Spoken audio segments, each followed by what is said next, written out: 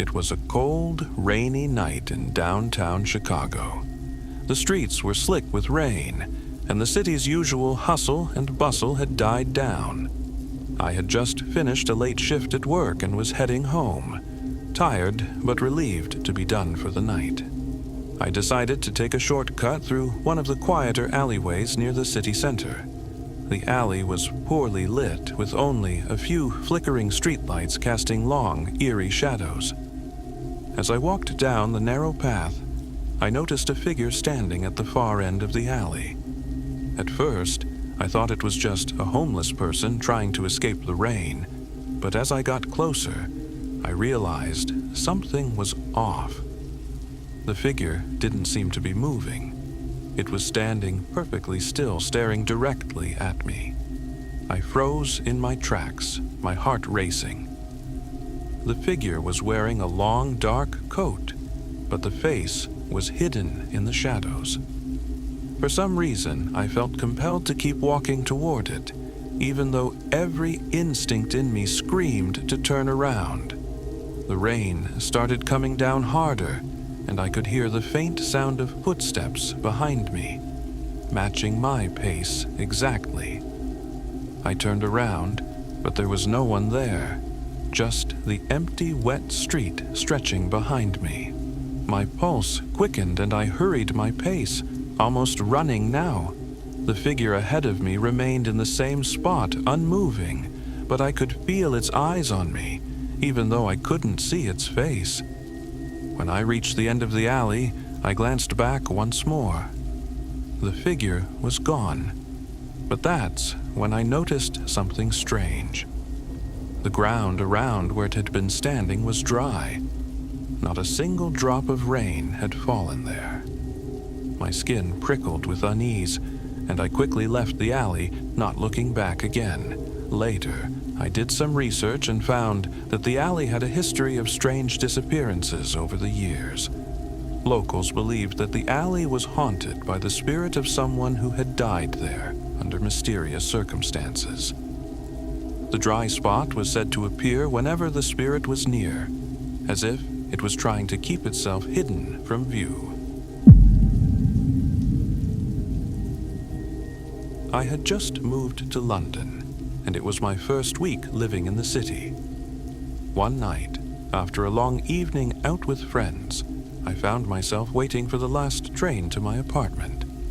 It was around 2 a.m., and the station was nearly empty, the usual crowd of commuters long gone. The rain was pouring outside, and the wind howled through the narrow streets.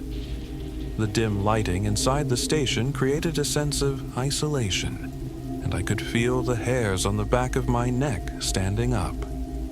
As the train finally arrived, I boarded, grateful to be heading home. There were only a few passengers inside, scattered throughout the car.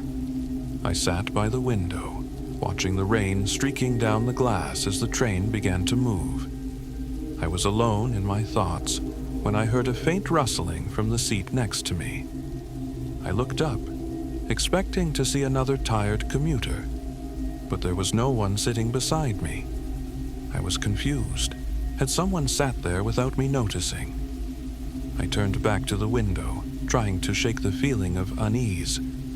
But the rustling continued, louder now, as if someone was shifting in their seat. Suddenly, the train lurched, and I glanced over again.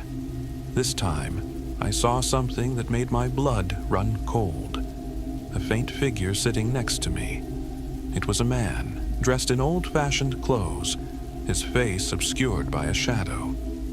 He was staring straight ahead, unmoving. The strangest part? He wasn't wet, even though the rain was pouring outside. His clothes, his hair, everything was completely dry. I wanted to scream, but I couldn't move. I couldn't look away from him. He just sat there, his presence heavy in the air, as if he was waiting for something.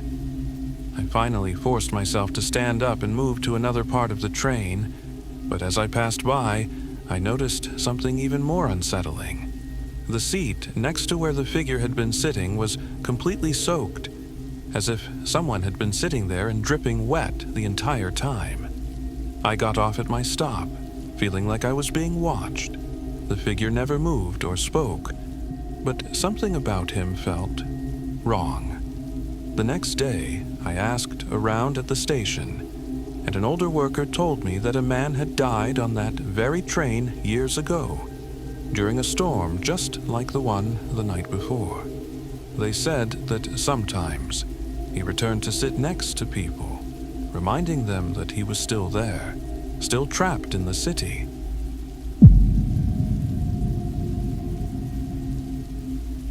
It was a dark, rainy evening in New York City, the kind of night when the streets glisten from the endless downpour and the lights from the skyscrapers create a haze of reflections on the wet pavement. I had just finished dinner with friends and was walking back to my apartment in the financial district.